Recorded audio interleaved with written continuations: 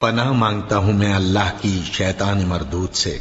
شروع اللہ کا نام لے کر جو بڑا مہربان نہایت رحم والا ہے۔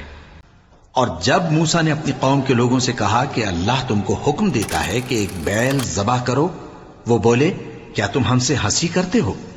موسیٰ نے کہا کہ میں اللہ کی پناہ مانگتا ہوں کہ نادان بنوں۔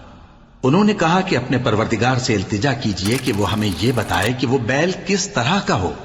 موسیٰ نے کہا پروردگار فرماتا ہے کہ وہ بیل نہ تو بوڑھا ہو اور نہ بچڑا بلکہ ان کے درمیان یعنی جوان ہو، سو جیسا تم کو حکم دیا گیا ہے ویسا کرو۔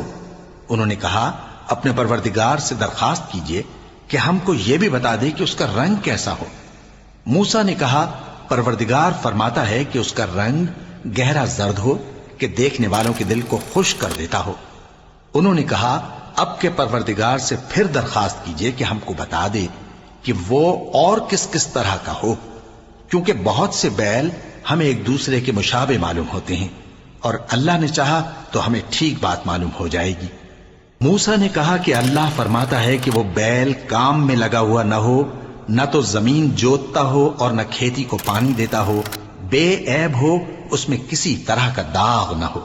کہنے لگے اب تم نے سب باتیں درست بتا دیں۔ غرض بڑی مشکل سے انہوں نے اس بیل کو ذبح کیا، جبکہ وہ ایسا کرنے والے لگتے نہ تھے۔